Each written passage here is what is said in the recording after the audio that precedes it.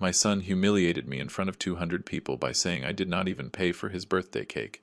I smiled, I hugged him, and I left in silence. The next morning, the $4 million company he was going to inherit no longer existed in his name. Before we continue, please subscribe and turn on the bell because we publish new stories every day. Leave a like and tell us in the comments what city and country you are watching from. My name is David Miller. I am 62 years old, and for 40 years I built something bigger than a company. I built a legacy for my son Michael. Or at least that is what I believed until that night in March 2024 when I discovered that the man I raised no longer existed. My story begins in the year 1985 when Emily, my wife, and I took out a second mortgage on the small apartment her parents gave us as a wedding gift. We were 23 years old, with no business experience, and a dream that many called madness. We wanted to start a food distribution company in Chicago. The first 5 years I worked 16 hours a day from Monday to Sunday. I loaded boxes personally. I drove the van. I visited every store, every bar, every restaurant in the Midwest. Emily got pregnant in 1987. I remember perfectly the day Michael was born. The 22nd of April, 1988. He weighed 7 pounds. He had his mother's dark eyes and a powerful scream that filled the entire room at City General Hospital. I held my son in my arms. I felt his little heart beating against my chest, and I made him a silent promise. He would never go through the hardships I went through. He would have everything I did not have. He would study in good private schools. He would wear new clothes. He would see the ocean. He would have a dignified life. And I kept that promise. Every single day for 35 years I kept it without ever complaining. Michael grew up seeing his father leave before dawn and return when he was already asleep. But weekends were sacred for us. We went to Wrigley Field to watch the Cubs. We walked along the lakefront collecting rocks. We played in Grant Park. Emily prepared huge pot roasts on Sundays, and the three of us ate together laughing, telling stories, planning the future. One day, son, all this will be yours. I would tell him, pointing to the warehouses we opened in the suburbs in the year 2003. We will work together, you and I, taking the Miller name across America. My son studied business administration at the University of Chicago. It cost me almost $200,000 between tuition, books, housing, and personal expenses over 5 years. I never threw it in his face. Never. It was my obligation as a father to give him opportunities that I never had.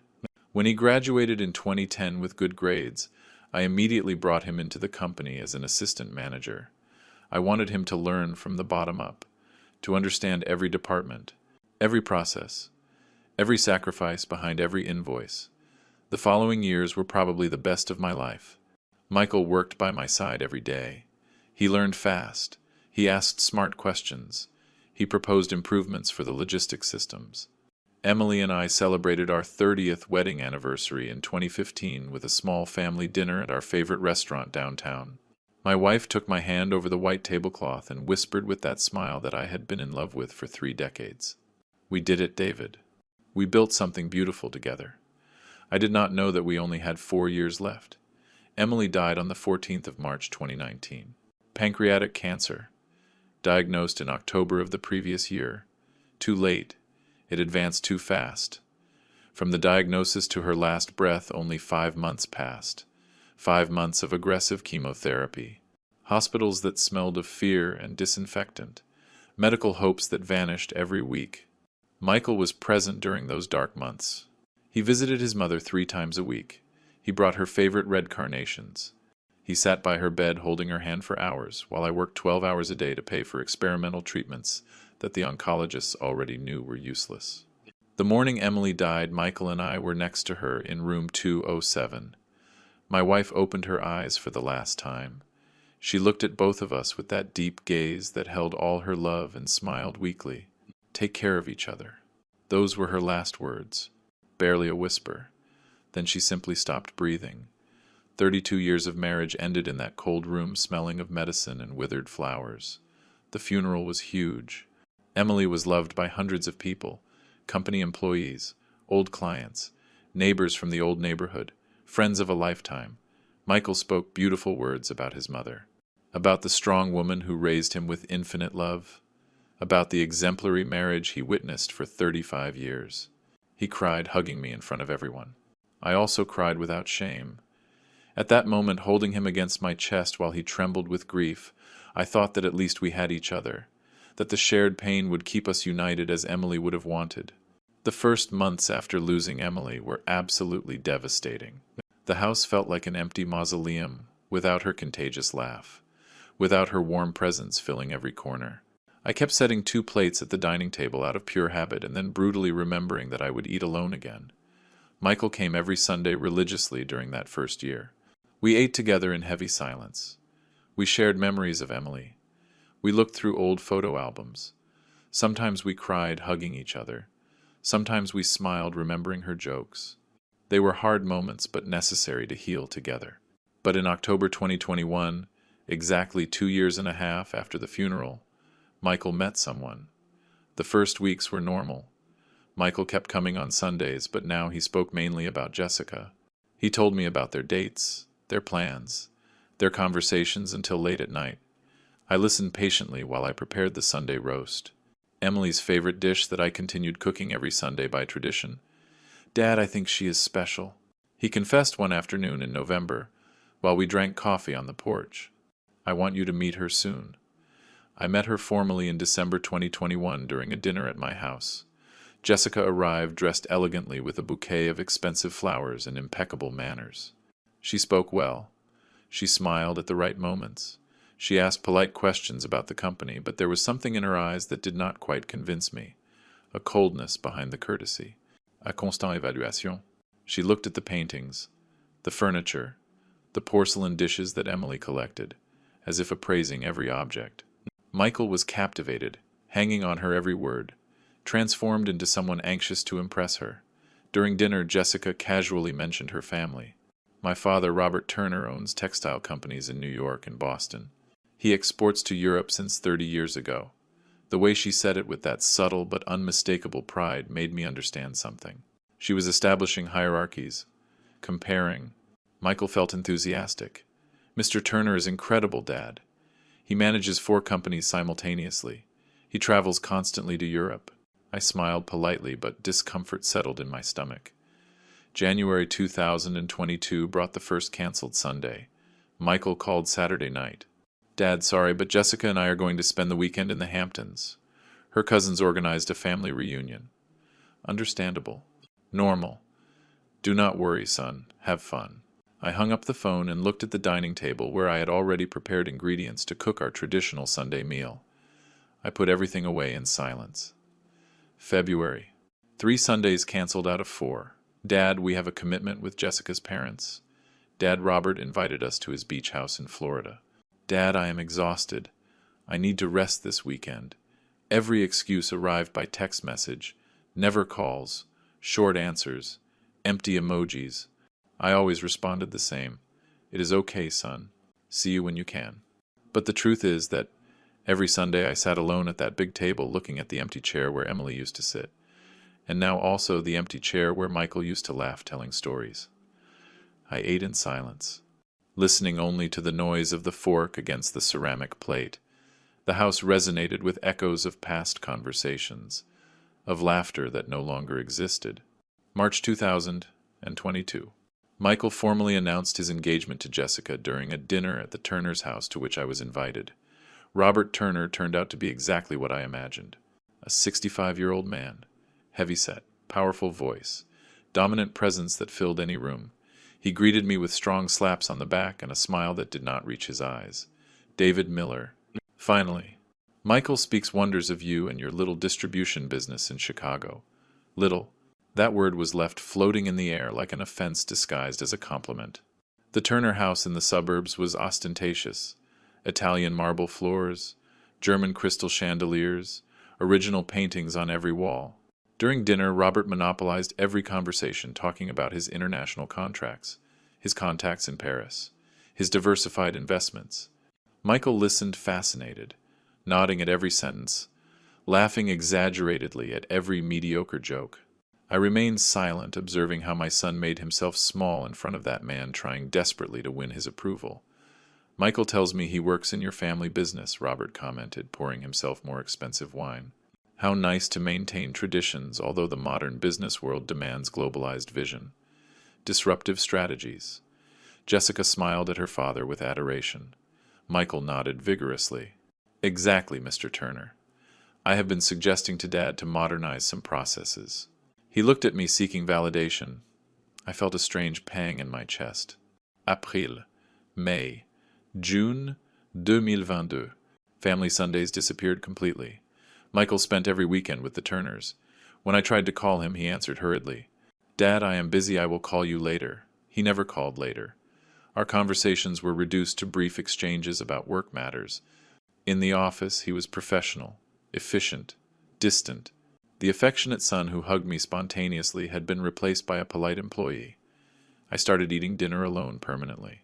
I bought takeout because cooking for one made no sense. I sat in front of the television without paying real attention, simply needing noise to fill the overwhelming silence. The photographs of Emily on the mantelpiece seemed to look at me with sadness. Forgive me, I whispered sometimes. I do not know what I am doing wrong with our son. July 2022 brought a disturbing revelation. Michael arrived at my office accompanied by Robert without prior notice. Dad, Mr. Turner wants to see our facilities, to see how we operate. They spent 2 hours touring the warehouses, while Robert asked pointed questions about volumes, margins, suppliers, contracts, questions too specific for simple curiosity. Michael answered everything enthusiastically, revealing confidential information without thinking twice. October, November, December. The year 2022 ended with a Christmas dinner at the Turner's house where I was invited as a mere formality. Michael spent the entire evening glued to Robert discussing expansion strategies. Emerging markets, merger opportunities. Jessica hung from my son's arm, showing off a huge engagement ring. They had gotten engaged in November without Michael consulting me, or informing me in advance, or including me in the moment. I found out through a photo on social media that a cousin showed me. Congratulations, son, I told him over the phone that night. Thanks, Dad, he answered hurriedly before hanging up, saying he had guests. The year 2023 witnessed the definitive distancing. Michael married Jessica in April. A luxurious wedding at a country club with 300 guests where I occupied a side seat far from the main table. Robert gave an emotional speech about his new son, about the bright future that awaits them together. I was not invited to speak. I applauded politely. I smiled for the obligatory photos and drove back to the city alone, crying on the highway while remembering the boy I held in the hospital 35 years ago. The following months were a fog of loneliness. Michael visited the office. He worked efficiently but avoided personal conversations. Jessica never came to see my house. She never showed interest in her husband's family. Sundays became eternal days where I wandered through empty rooms speaking to photographs of Emily apologizing for failing our son. And then came March 2024. On March 10th, I received a digital invitation via email. Birthday celebration of Michael Miller. Saturday, March 16th, 8 p.m. The Grand Ballroom. Formal, cold, impersonal, like inviting a distant acquaintance. I called Michael immediately. Son, are you going to celebrate your birthday? I did not know anything. There was an awkward silence. Jessica organized everything, Dad. It is something big. Obviously you are invited. Something big. Obviously. Words that sounded hollow. Do you need help with the costs? I offered genuinely. I can help with the hall, the food, whatever you need. Michael let out a brief laugh. Strange. Do not worry. It is all covered. Just come and enjoy. He hung up quickly. I stood there holding the phone, feeling a dark premonition running down my back. On Saturday, March 16th, I dressed carefully. A gray suit that Emily had given me years ago. Navy blue tie. Polished shoes. I drove to the Grand Ballroom downtown. It was an exclusive place normally reserved for high-level corporate events. The parking lot was full of luxury vehicles. Mercedes, Audis, BMWs. I swallowed hard. I entered the hall and stood paralyzed. There were easily 200 people. Ostentatious decoration with gigantic floral arrangements. Professional lighting. Open bar with uniformed waiters. Tables covered with white linen tablecloths. Elaborate centerpieces. A huge screen projected photographs of Michael in a loop. Live music played by a jazz quartet. This had cost a fortune. Tens of thousands of dollars minimum. I looked for Michael. I found him surrounded by guests I recognized immediately. Robert's business partners, businessmen from New York, colleagues from the textile world. Very few familiar faces from my circle. Michael wore a very expensive Italian suit. He laughed loudly. He toasted with glasses of French champagne. Jessica shone by his side with a designer dress and dazzling jewelry. I approached slowly. "Happy birthday, son." Michael turned around. He saw me. His expression changed barely perceptibly. "Dad, you made it. Thanks for coming." A mechanical hug. Quick, without warmth. "This place is impressive," I commented, looking around. Michael smiled with pride. Robert insisted on doing something memorable. "Robert, again, Robert, let me introduce you to some people," he said, dragging me towards groups where he introduced me hurriedly before walking away. I spent 2 hours alone holding a glass of wine without drinking, observing my son shine among strangers. Nobody really spoke to me. I was the invisible father, the irrelevant old man in the corner. Robert dominated the room, slapping backs, telling stories, receiving attention. Michael gravitated constantly towards him, seeking his approval, his recognition. Then came the moment that would change everything forever. Michael went up to the small stage where the quartet was. He took the wireless microphone. The music stopped. All conversations halted. 200 pairs of eyes turned towards him. "Good evening, everyone," he began with his amplified voice resonating in the hall. "I want to thank each one of you for joining me on this special night." Polite applause. I smiled from my corner, hoping, perhaps naively, for some acknowledgement. "Especially," Michael continued, and my heart raced, anticipating his words. "I want to thank deeply my father-in-law, Robert Turner." He pointed towards Robert, who raised his glass with false modesty. Robert paid for absolutely everything for this incredible event. The hall, the food, the music, the flowers, everything. Because my father, he paused. He looked directly at me across the crowd. He did not even want to pay for the cake. Time stopped. Laughter. First nervous, then open. 200 people laughing, some looking at me with pity, others with contempt, the majority simply amused by the cruel joke. Robert smiled triumphantly. Jessica covered her mouth, pretending surprise. Michael kept holding the microphone, waiting for more reactions, enjoying his moment. For a few eternal seconds I could not move. My legs weighed tons. The air in the room became dense, unbreathable. I felt heat rising up my neck, burning in my cheeks. Tears threatened to flow, but something inside me, some vestige of ancient pride, refused to allow it. Not here, not in front of these people. I would not give that additional pleasure to Robert, who watched me with a victorious smile from his center table. So I did the only thing my battered dignity allowed me. I smiled. It was a forced smile, probably crooked, but a smile nonetheless. I left my glass on the nearest table with a trembling hand. I walked towards the stage, crossing the sea of guests who moved aside as if I were contagious. Every step required monumental effort. I walked up the steps. I approached Michael, who still held the microphone, looking satisfied. I hugged him. It was a cold hug, mechanical, lacking all affection. My arms surrounded his back rigidly while he reciprocated with superficial pats. "Happy birthday, son," I whispered close to his ear, low enough so only he could hear. My voice came out more broken than planned. Michael tensed slightly, perhaps detecting something in my tone, but he said nothing. I separated quickly. I turned towards the crowd.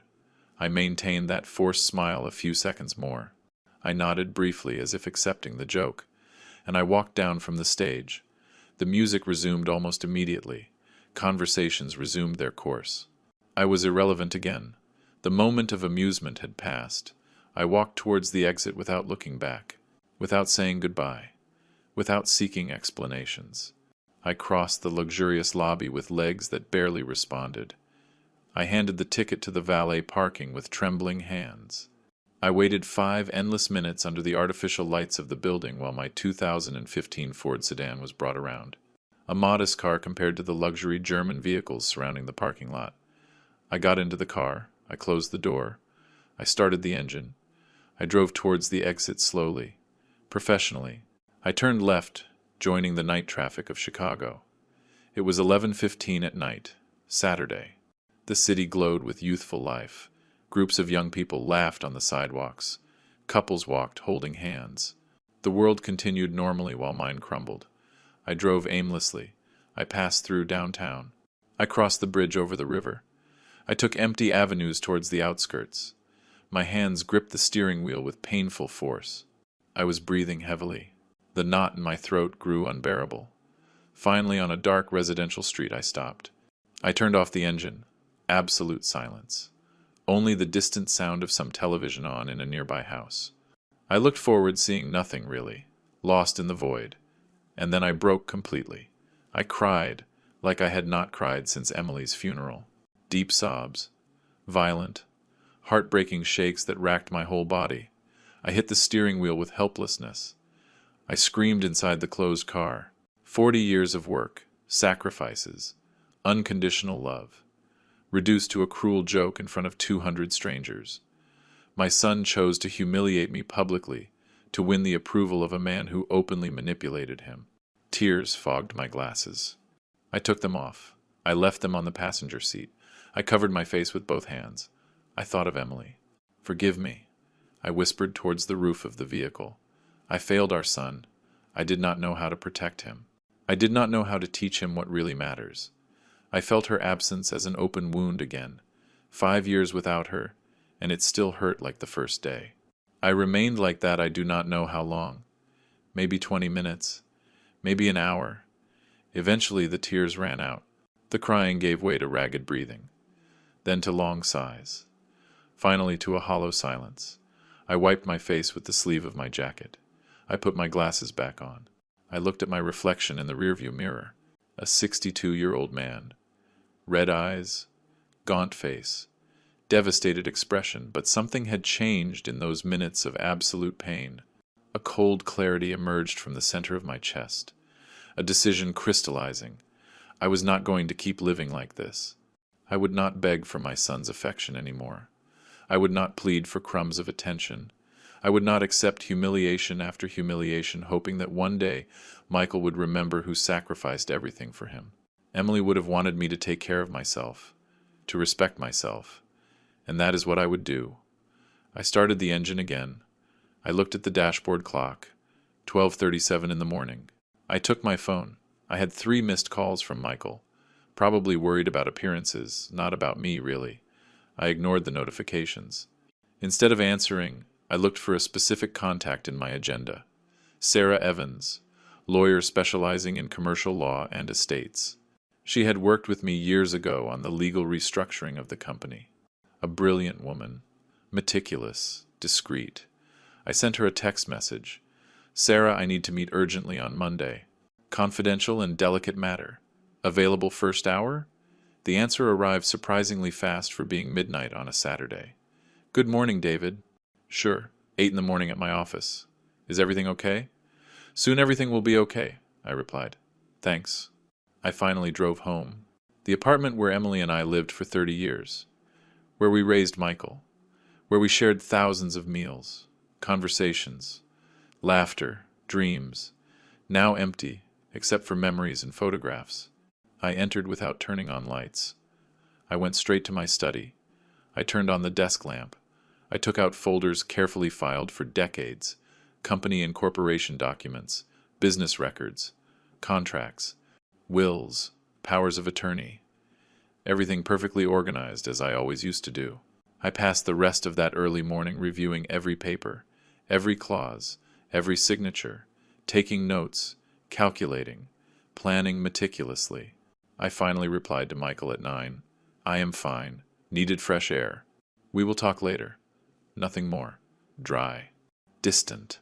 Like he had been with me for 3 years. On Monday, March 18th, I arrived at Sarah Evans's office punctually at 8. Her office was in the financial district, 3rd floor of a restored historic building. Sarah received me personally, observing me with that professional look that evaluates instantly. She was 48, brown hair pulled back impeccably, pearl gray suit, serious but warm expression. "David, sit down. You look terrible," she said frankly, closing the door of her private office. Coffee? Water? Coffee, please? She sat in front of me, crossed her hands over the dark mahogany desk. Tell me what is happening. I told her everything, from Emily's death to Jessica, Robert, the progressive distancing, and finally the public humiliation on Saturday. Sarah listened without interrupting, taking notes occasionally in her leather notebook. When I finished, she remained silent for a few moments, processing the information. I understand perfectly your pain, David. She began finally with a professional but understanding voice. But I need you to be brutally honest with me. What exactly do you want to achieve? The question caught me off guard. I want to protect myself. Protect what I built. Not allow Robert to use my son to absorb my company. Sarah nodded slowly.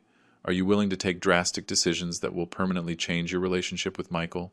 I looked out the window towards the street where anonymous people walked hurriedly towards their jobs. I thought of Emily, of the promises I made her, of the son I lost gradually. There is no relationship left to preserve, Sarah. He chose his path. Then let us act quickly, she replied, opening her laptop. First, I need full access to all the legal documentation of your company. Corporate structure, shares, powers granted, current wills, everything. Second, I want you this week to discreetly look for any suspicious document on Michael's desk. Preliminary contracts, agreements, correspondence with Robert. I need to know exactly what they are planning. I left that meeting with renewed purpose. Sarah had awakened something in me. Business survival instinct. For 40 years, I built that distributor from scratch. I would not allow it to be absorbed through family manipulation. That afternoon, Monday, I arrived at the office after 6 when most of the staff had left. Michael was still working in his office. I knocked on his door. Come in, he replied without looking up from his computer. I entered. Son, about Saturday. He finally looked at me. Guilty expression, but defensive. Dad, it was just a joke. I did not think you would take it so badly. A joke? He reduced my public humiliation to a joke. Michael, that joke humiliated me in front of 200 people, I said calmly, controlling my rage. But I did not come to discuss that. I came to ask you. Are you happy working here? He seemed confused by the change of subject. Of course, Dad. Why do you ask? Simple curiosity. Lately you seem distant, uninterested. Maybe you prefer to explore other opportunities. He tensed visibly. No, not at all. This company is my future. You know that. Your future. Not our future. His future. I am glad to hear it. Then I expect greater commitment from now on, I said firmly before leaving. I needed him to believe that everything continued normally while I investigated discreetly. The next day, Tuesday, I took advantage of Michael going to an external meeting with clients. I entered his office with the master key that I, as the owner, possessed. My heart was beating rapidly. Searching my own son's desk made me feel dirty, but it was necessary. I opened drawers carefully. Pens, business cards, routine invoices, nothing relevant. I checked his filing cabinet, standard contracts, monthly reports. I turned on his computer, but it required a password. I could not risk it. Then I saw a manila folder semi-hidden behind his monitor. I took it. Inside were printed drafts of legal documents. The titles froze my blood. Business Merger Proposal Miller-Turner, Post-Integration Financial Projection, Consolidated Administrative Structure. I read quickly, photographing every page with my cell phone. The plan was simple but devastating. Robert proposed acquiring my company through what they called a friendly merger, taking advantage of my advanced age and natural desire to retire. Michael would be named regional director with a fixed salary but without real power. Robert would absorb clients, contracts, employees. The Miller brand would disappear completely. There were printed emails exchanged between Michael and Robert since January 2024. 2 months of planning behind my back. Your father is old school. He needs renewal, Robert wrote. Let me handle the transition smoothly, Michael responded. I trust you, Robert. Dad will understand it is for the best. I felt physical nausea reading those words. My son conspired actively against me for months. I photographed everything meticulously. I returned the folder exactly where it was. I cleaned any trace of my presence. I left his office breathing heavily. I returned to my own office, locked the door. Downloaded the photos to my laptop and sent them encrypted to Sarah. She replied 30 minutes later. Solid evidence. Meet me tomorrow at 3 p.m. Bring all original corporate documents. That night, reviewing the photos again at home, something broke definitively inside me. It was not just business betrayal. It was deep filial betrayal. Michael consciously chose to deceive me, manipulate me, prepare me for a forced retirement disguised as a friendly transition. While I included him in every important decision for years, he conspired to hand over my legacy to Robert. Sarah reviewed every paper meticulously for 40 minutes without uttering a word. Finally, she looked up. David, legally you have absolute control. You own 95% of the shares. Michael owns only a symbolic 5% that you gave him at his wedding. You can act without his consent. It is up to you. What do you propose? Sell? Quickly. Before Robert finds out and tries to block it legally or through the media. She responded with professional determination. I know several investment groups interested in consolidated distributors like yours. Specifically, Midwest Logistics from Detroit has been looking to expand into the Chicago area for months. They work with very high standards, pay well, and respect acquired brands. How much time would you need? I asked, feeling adrenaline run through my veins. 3 weeks maximum if you agree to negotiate aggressively. I will contact the acquisitions director today. Send financial prospectus tomorrow. Face-to-face meeting within 3 days. Due diligence express of 1 week. Document closing in 15 days. She calculated quickly on her laptop. Based on your last annual balance sheets, conservative valuation would be around $4 million for the 80% stake. $4 million. A fortune. More than necessary to live comfortably the rest of my days. Do it, I said firmly. Contact them today. Negotiate as best as possible. I want this closed before April. Sarah nodded already, typing emails on her computer. One more thing, David. The apartment on Lakeshore Drive that you promised Michael as a future gift, is it legally in your name still? Completely. I bought it in 2020 with personal funds. It is worth approximately $500,000 currently. Transfer it to someone else, trusted family member immediately, she instructed. If Michael tries to sue you later claiming verbal promises, that asset must be out of your legal reach. I thought quickly. My niece Ashley, daughter of my deceased brother, 32 years old, elementary school teacher, single, lives modestly. She was always affectionate with me, especially after Emily died. Perfect. I will draft the donation deed tomorrow. Sign before a notary the day after tomorrow. Transfer completed in a week. Sarah confirmed, taking notes. We will also cancel all powers Michael has. Bank accounts, authorized signatures, administrative access, everything. He will be completely out of the corporate structure. I left that meeting transformed. I was no longer the hurt father begging for affection. I was a businessman protecting 40 years of work against family predators. The following days were dizzying. Sarah worked tirelessly. On Thursday, she contacted Midwest Logistics. On Friday, they sent a preliminary letter of intent. On Monday, March 25th, the acquisitions director, a meticulous man named Peter, arrived in Chicago. We met in a neutral conference room of a downtown hotel, not at my offices to avoid rumors. Peter was 50. Impressive experience in business consolidations. Direct approach. Mr. Miller, your company genuinely interests us. Solid distribution. Loyal clients. Experienced employees. We want to expand preserving the good things you built. I presented financial balance sheets for the last 5 years, current contracts with wholesale suppliers, updated client portfolio, inventory evaluations, cash flow analysis, everything impeccable. 40 years operating cleanly were reflected in those numbers. Peter reviewed every document, attentively asking technical questions that I answered honestly. Why sell now? He finally asked the inevitable question. I had prepared that answer carefully. I am 62, widowed 5 years ago. My son chose another career path.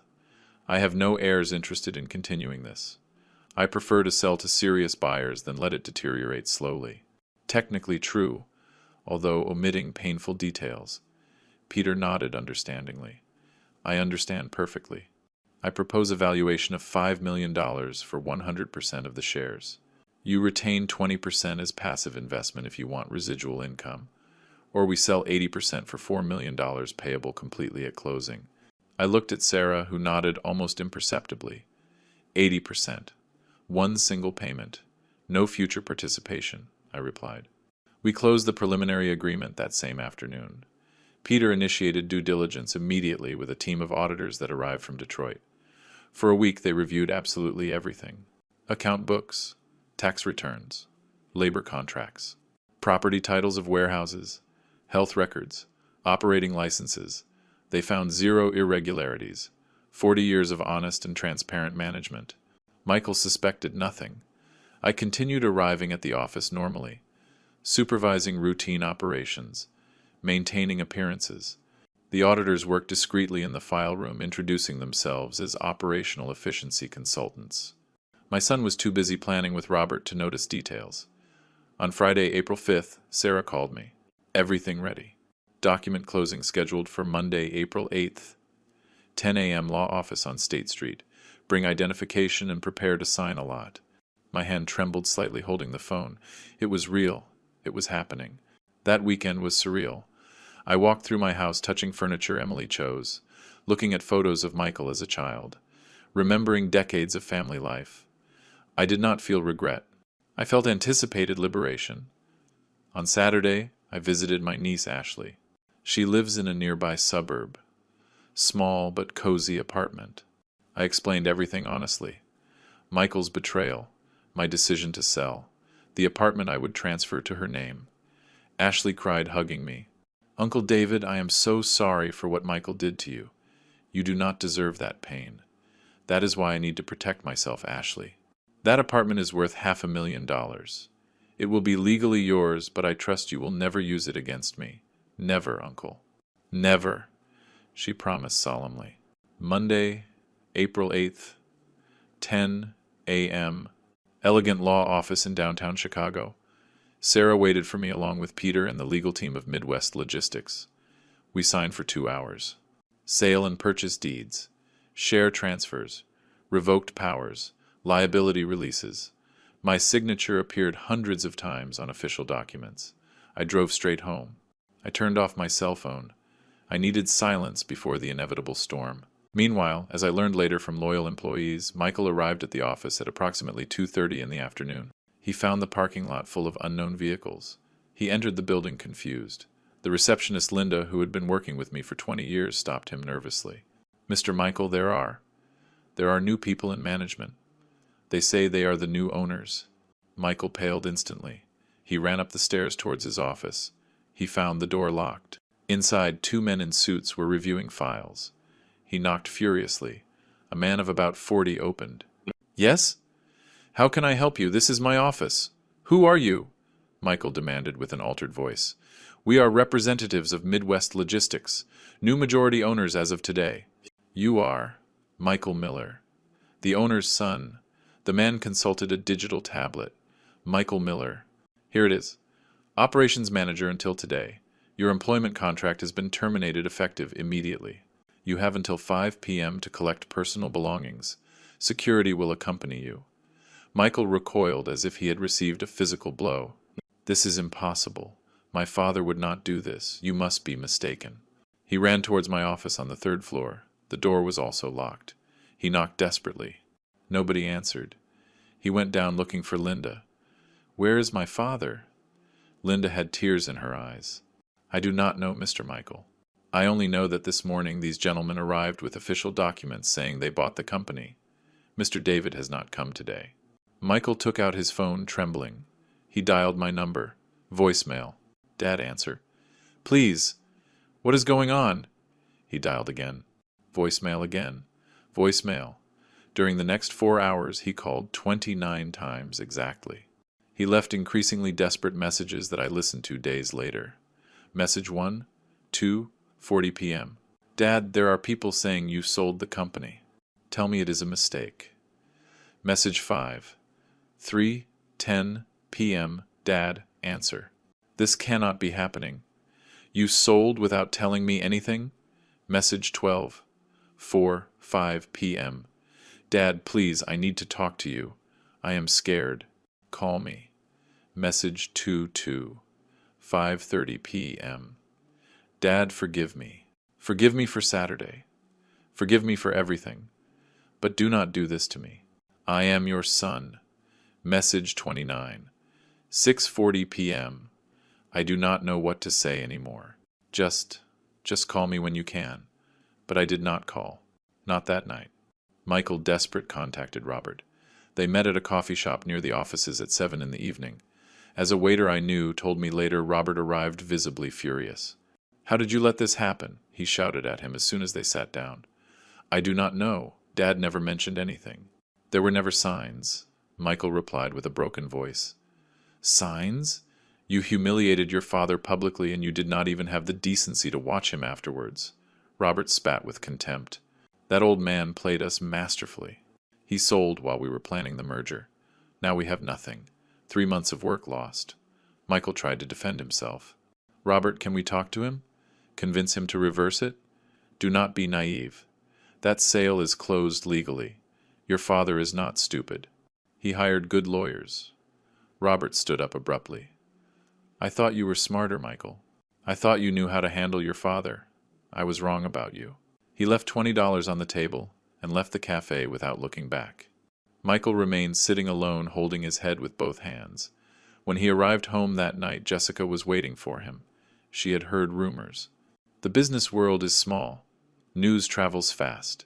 Is it true? She asked, with an icy voice, as soon as Michael entered. Your father sold the company you were going to inherit. Michael nodded miserably. He sold 80%.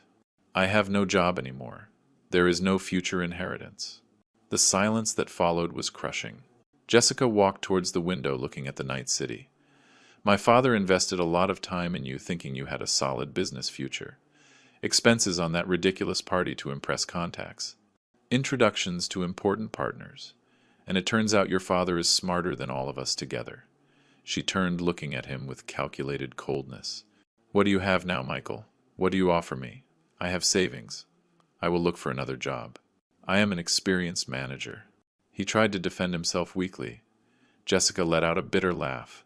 Manager who just got fired by the new owners. That reputation will follow you. Everyone will know you lost the family business for being an idiot. Her words were knives. I need time to think about what to do with this marriage, she added finally before locking herself in the bedroom. Michael spent that night on the living room sofa, looking at the ceiling, replaying every wrong decision. The public humiliation on Saturday. The canceled Sundays. The secret conversations with Robert. The merger plans made behind his father's back. Everything led him to this devastating moment. On Tuesday, April 9th, he tried to locate me physically. He went to my house. He knocked on the door for 20 minutes. I did not open. I was inside listening to him, but without moving. Dad, I know you are there. Your car is in the garage. Please open. We need to talk. He shouted from the hallway. Neighbors started looking. Eventually he gave up. He went to the law office seeking information. The lawyers could not reveal details due to professional confidentiality, but confirmed that the transaction was legal and irreversible. Michael left there completely destroyed. On Wednesday he discovered another devastation. He received official notification. The apartment on Lakeshore Drive that I had verbally promised him for years now legally belonged to Ashley. Transfer registered on April 3rd, 5 days before the business sale. Everything meticulously planned. $500,000 in real estate. Evaporated. The future financial security he took for granted. Non-existent. Michael called Ashley furious. She answered, crying. Michael, your father explained everything to me. What you did to him. How you betrayed him. That apartment is legally mine now, and I will never give it to you. She hung up, blocking his number. I had made that decision on the night of Monday, April 8th, after signing at the notary. I arrived home, packed 2 suitcases with essential clothes, some books, photographs of Emily. I left furniture, appliances, material memories. I just wanted to escape Chicago and its painful ghosts. I needed physical and emotional distance. I chose Santa Barbara, California for practical and sentimental reasons. Emily and I had spent our honeymoon there in 1983. 3 magical days walking by the ocean, eating seafood, dreaming of the future. We always promised to return, but 40 years of ceaseless work prevented that return. Now finally I would return alone, but free. On Tuesday, April 9th, I drove for days crossing America. I left behind the Midwest, heading to the West Coast. Every mile traveled lightened the weight on my chest. I crossed the plains, the mountains, finally the green hills of California. I arrived in Santa Barbara at dusk. The city glowed, reflected in the ocean waters.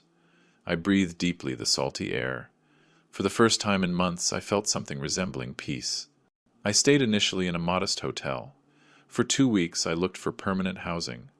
I found a perfect apartment, second floor, 2 bedrooms, balcony with partial ocean view, $3,000 monthly rent. I signed a 1-year lease immediately. I bought basic furniture. I turned that anonymous space into a temporary home. The first weeks were strange. Waking up without work obligations after 40 years generated vertigo.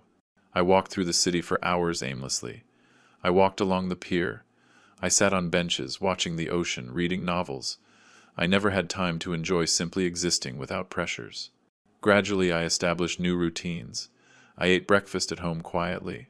Coffee, toast. After that, I walked to the historic downtown, Spanish colonial buildings, plazas full of life. I discovered a family cafe called The Daily Grind.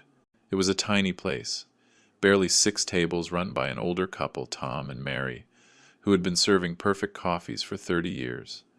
I became a regular customer. I arrived every morning at 10. I ordered coffee with milk and a croissant. I read the local newspaper for an hour. The owners began to greet me by name after the first week. It was in that cafe exactly on May 1st where I met Linda. She arrived that sunny spring morning looking for a table. The cafe was unusually full. Tom pointed to me. "Share a table with David. He is a good man. He does not bother anyone."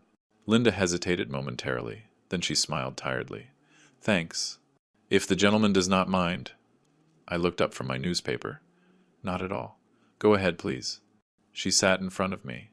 A woman of approximately 58 years.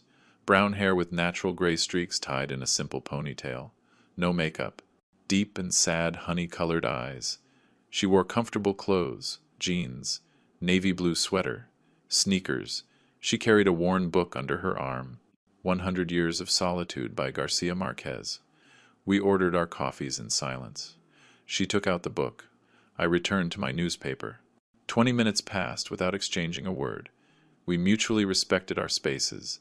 Then she sighed audibly, closed her book frustrated. "I have been trying to finish this chapter for 3 months. My mind wanders constantly." She said it more to herself than to me, but I responded instinctively. The same thing happened to me after becoming a widower. Reading became impossible for months. Linda looked at me surprised then, with immediate understanding. "Also widowed," she said softly. It was not a question, it was recognition. 5 years ago, I confirmed. 4 for me, she replied. We looked at each other for seconds that seemed to stretch out. 2 strangers connected instantly by shared loss. David Miller. I introduced myself, extending my hand. Linda Johnson. She shook my hand firmly. Her touch was warm, real. "Are you from here?" she asked. "No. Chicago. I arrived 3 weeks ago looking for, I don't know, fresh air." She smiled understandingly. "I am from here. Retired elementary school teacher. Well, retired early after my husband James died. Heart attack in July 2020. 59 years old. Perfectly healthy. He went out for a run one morning and simply collapsed, her voice breaking slightly. I told her about Emily. The cancer. The 5 agonizing months. At least I could say goodbye. I said, "You did not have that chance." "I do not know what is worse," she replied. Saying goodbye, watching them suffer, or losing them without warning. We also talked about children. Linda had 2, a son, engineer living in Seattle with his own family, and a daughter, doctor working in Los Angeles. "Good kids," she said. "They call weekly, visit occasionally, but they have busy lives. I do not blame them." I noticed melancholy in her words. I told her vaguely about Michael, omitting painful details. In mid-May, Linda invited me to hike in the hills. "I need exercise and company. Walking alone depresses me," she explained. I accepted immediately. We climbed the green hill, breathing fresh air, stopping frequently to admire spectacular views of the bay. At the top, sitting on a wooden bench looking at the infinite ocean, Linda asked softly, "David, what really brought you to Santa Barbara? There is deep pain in your eyes that goes beyond widowhood." I hesitated. I had been avoiding that conversation for 6 weeks, but something in Linda's sincerity made me trust her. I told her everything: Michael, Jessica, Robert, the public humiliation, the secret sale, the escape. Words flowed uncontrollably. Linda listened without interrupting, holding my hand when my voice broke. When I finished, she remained silent for long minutes, processing. "You did the right thing," she said finally with absolute firmness. "You protected your dignity. Your son chose to betray you consciously. The consequences are his, not yours." Tears sprang from my eyes. "But he is my son, Linda. What father does this? A father who respects himself," she replied. "Emily would want to see you happy, not begging for crumbs of affection." Those words released something inside me. I cried openly while Linda hugged me. After 40 years holding everything together, finally I allowed myself to collapse in the arms of someone who genuinely understood. June came transforming us. Linda and I were inseparable. We had breakfast together, walked daily, attended small concerts, cooked simple dinners in my apartment or hers. It was not passionate, youthful romance. It was mature companionship based on mutual respect and shared experiences of loss. One afternoon in mid-June, exactly the 17th, my doorbell rang unexpectedly. It was 6 in the evening. Linda was with me. We had cooked fish for dinner. I looked at the intercom, confused. "Who could it be?" I murmured. I pressed the button. "Yes." Silence. Then a broken voice. Unmistakable. "Dad, it is Michael." My heart stopped. Linda looked at me alarmed. "Do you want me to go?" she whispered. I shook my head. "Stay, please." I breathed deeply. "Come up," I said, pressing the button that unlocked the main door. 2 eternal minutes later, they knocked on my door. I opened slowly. Michael was in front of me. Unrecognizable. He had easily lost 20 pounds. Deep circles under his eyes, unkempt beard, wrinkled clothes, devastated expression. He seemed to have aged 10 years and 2 months. "Dad," he whispered with a broken voice. His eyes filled immediately with tears. He tried to hug me. I took a step back instinctively. "Come in," I said coldly. Michael entered, looking around the modest apartment. Then he noticed Linda observing from the kitchen. "She is Linda." "Linda, my son Michael." Both nodded awkwardly. "How did you find me?" I asked with a controlled voice. Michael swallowed hard. "I hired a private investigator. It cost me 6 weeks to locate you." "Dad, I need to talk to you. I need to explain." "There is nothing to explain," I interrupted. "Everything is perfectly clear. Now tell me what you want." "Sorry," said Michael, falling apart. He literally knelt in front of me, sobbing. "Forgive me, Dad. I was an idiot, a terrible son. Robert manipulated me. Jessica blinded me. But that does not justify anything. I betrayed you. I humiliated you. I lost everything important to impress people who were worth nothing." His words came out broken between violent sobs. I looked at my son kneeling, destroyed, begging. Part of me wanted to hug him, forgive him, restore what was lost. But another part, stronger, remembered every lonely Sunday, every empty excuse, every moment where he chose Robert over me. I remembered 200 faces laughing while he humiliated me publicly. "Michael, get up," I ordered firmly. He obeyed, trembling. I looked him directly in his red eyes. "You lost the right to call me Dad when you abandoned me after your mother died. For 5 years I needed you. I called you. I invited you. I cooked for 2, waiting for you Sunday after Sunday. Do you know how many times you appeared? 3 times in 2 years. 3 miserable times." I know, he moaned. "I was selfish. I was blinded by ambition." I interrupted. "You chose to impress Robert while I ate alone every damn weekend looking at your mother's empty chair. Now you come here seeking what exactly? Forgiveness? Money? Restoration of inheritance?"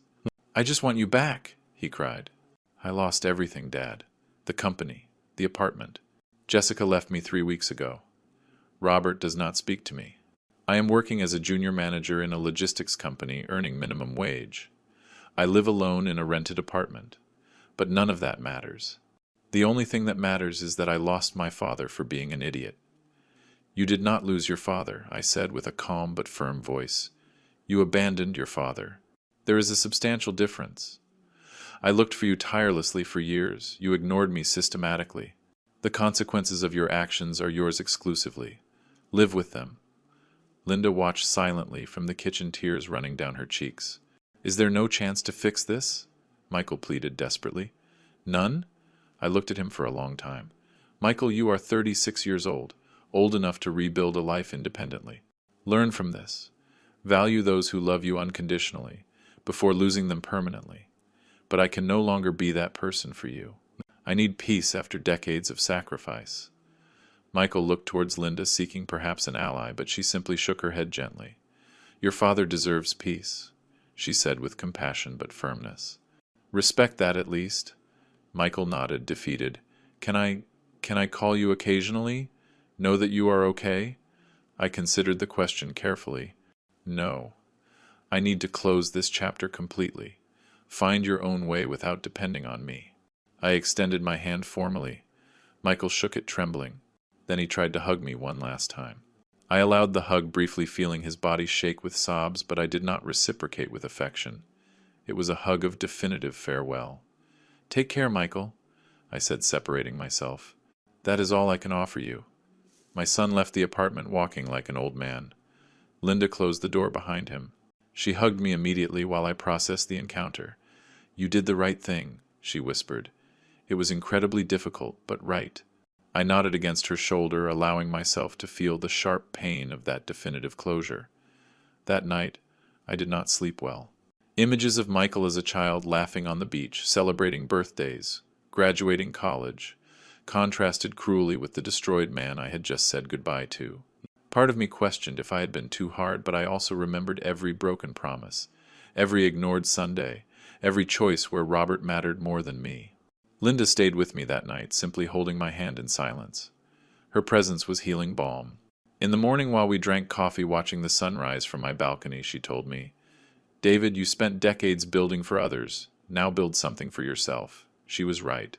62 years old, and finally free of crushing obligations. July brought complete transformation. Linda and I decided to travel, something neither had really done after becoming widowed. We rented a small car and toured the coast for 2 weeks. We visited tiny fishing villages, ate fresh seafood in family restaurants, walked deserted beaches, talked for hours about everything and nothing. It was not cinematic romance. It was something better. Genuine companionship between two mature souls who perfectly understood the value of simplicity. One afternoon, sharing a bottle of wine, watching the ocean, Linda took my hand. Thanks for letting me join you in this, she said softly. Thanks for reminding me that I can still be happy. I kissed her forehead. Thanks for appearing exactly when I needed to believe in human connections again. August. We returned to Santa Barbara renewed. We established a shared routine but respecting individual spaces. Linda spent 3 nights a week in my apartment. I spent 2 in hers. We cooked together, read simultaneously in comfortable silence, attended local cultural events. Nothing dramatic, simply daily life shared peacefully. Meanwhile, in Chicago, as I learned later from my niece Ashley, who maintained limited contact with Michael, my son, faced brutal reality. Jessica had filed for divorce formally in July. The division of assets turned out devastating for Michael. The apartment they shared, bought mostly with a bank loan under both names, had to be sold. After paying the remaining mortgage, barely $20,000 remained to divide, $10,000 each. Michael looked for cheap housing. He rented a small studio in a working-class neighborhood far from downtown for cheap. His salary barely covered rent, basic services, food. Nothing was left for luxuries he took for granted previously. Robert Turner, according to what Ashley told me, publicly discredited Michael in business circles. The guy turned out incompetent. He did not know how to handle even his own family inheritance. Robert commented in meetings. That damaged reputation followed Michael. Companies where he applied for better positions checked references, spoke with Robert, and rejected applications immediately. Michael was trapped in a mediocre job without real possibilities of promotion. His boss, general manager of a logistics company, treated him condescendingly. Miller, I thought you came from a successful business family. What happened? he joked cruelly in front of colleagues. Michael endured daily humiliations out of absolute economic necessity. September 2024. Linda and I celebrated 6 months of knowing each other. We dined at an elegant restaurant on the hill with spectacular views of the illuminated bay. David, these months with you have been medicine for my soul, Linda confessed, holding a glass of wine. I thought I would die alone and bitter. You showed me that there is still beauty possible. I took her hand over the table. You saved my sanity, Linda. I arrived here shattered. You helped me remember who I am beyond a failed father. That night, walking along the pier under stars, Linda asked, "Do you ever think about Michael?" Honestly, I replied, daily, but no longer with sharp pain. Rather with melancholy for what could have been and will never be. I made peace with that loss. Do you think he will learn? She insisted. I sincerely hope so, although it will probably take a long time to fully understand what was lost.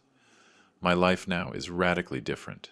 Waking up without urgent alarms, without crushing business responsibilities, without ungrateful children demanding attention. I simply exist peacefully. Linda and I have built a beautiful routine. Quiet breakfasts, reading newspapers, daily walks along coastal paths, afternoons cooking traditional recipes, nights watching classic movies hugged on the sofa. I invested the $4 million intelligently. Sarah Evans advised me excellently. Conservative index funds, government bonds, small rental properties. I generate monthly passive income of approximately $5,000 without working, more than enough to live comfortably. Travel occasionally, help my niece Ashley when she needs it. Linda finally sold her apartment in August and moved permanently with me. We bought together a larger condo, 3 bedrooms with a spectacular balcony facing the ocean. We decorated it, combining our tastes. Photographs of Emily and James occupy places of honor, remembering lost loves without competing with present love. We are mature partners who understand perfectly that second chances do not replace first loves. Simply honor them moving forward. We travel frequently. We toured Europe for 3 weeks in July. We plan to visit Italy next April. Simple things I postponed 40 years building a business empire for an ungrateful son. Now I live exclusively for myself, and that liberation is extraordinary. Do I think about Michael? Constantly. Not with burning rage, but with deep sadness for a relationship destroyed irreparably. Ashley updates me occasionally on his situation. Michael still works in that mediocre logistics company, earning slightly more now after a small raise. He lives alone in that modest studio. No partner since Jessica abandoned him. No real friends because those who surrounded him sought connections with Robert or my company. Ashley says he changed notably. More humble, reserved, silent worker. He no longer shows off or seeks to impress. He arrives early to his job, fulfills tasks efficiently, returns home without socializing. Weekends he cleans his apartment, cooks simple meals, reads books he never had time to appreciate. Solitary existence building slowly from absolute zero. Apparently he visited Emily's grave last March, anniversary of her death. Ashley saw him casually. Michael was kneeling in front of the tombstone crying, talking to his mother for an hour. "Mom, forgive me. I disappointed Dad. I disappointed your memory. If you could see me now, you would be ashamed," he sobbed. Ashley did not approach, respecting that private moment of pain. Do I feel compassion? Of course. He is still my son biologically. But compassion does not mean rescue. Michael needed to learn hard lessons that words would never teach. Respect is not bought with money or inheritances. Family is not humiliated publicly to impress strangers. Loyalty is demonstrated consistently, especially during difficult moments. If I could change something, it would not be my decision to sell and leave. It would be having established firmer limits years earlier. Maybe if I had confronted the first canceled Sunday, the first empty excuse, the first derogatory comment influenced by Robert, everything would have been different. But I was always a permissive father, believing that unconditional love meant tolerating everything. I learned late that true love includes establishing clear limits. Emily would have handled this better. She balanced tenderness and firmness perfectly. When Michael was a rebellious teenager, Emily knew exactly when to hug and when to discipline. I simply worked tirelessly, providing materially, assuming that was enough. How wrong was I? This afternoon, while Linda and I walk along the beach, I observe young couples with small children, fathers carrying babies, building sandcastles, laughing carefree. I feel acute nostalgia for those simple moments with Michael 30 years ago, but I also feel peace knowing that I did absolutely everything possible for him. The rest were his choices. Linda notices my melancholic expression. Thinking about Michael? She asks softly. I nod. He will always be there in some corner of my mind. She kisses my cheek. That makes you human, David. But remember, you chose dignity over begging. That was the right decision then and now. You are right. I do not regret it. If Michael appeared tomorrow, having genuinely learned, having changed deeply, maybe we would talk civilly, but I will never restore what was lost. That trust, that unconditional father-son love died that night in March, along with my illusion of an ideal family. Now I have something different, but valuable. Inner peace, loving company with Linda, financial freedom, unlimited time to enjoy simplicities. At my 63 years, finally I live for myself. And although the price was devastatingly high, it was absolutely worth every tear shed. The story of Michael and me ends here, not with cinematic reconciliation or magical forgiveness. It ends with a father choosing self-respect over manipulative guilt, with a son learning brutal lessons about permanent consequences, with both living separate lives carrying different weights of the same relational failure. If someone hears this story, I hope it teaches this. Value unconditionally those who genuinely love you. Never sacrifice real family to impress strangers, and remember always that personal dignity is not negotiable, not even for blood ties. If you like this story, support us with a like, subscribe to the channel, and leave us your opinions in the comments. To listen to the next story, click on the box that appears on the left. Thanks for joining us.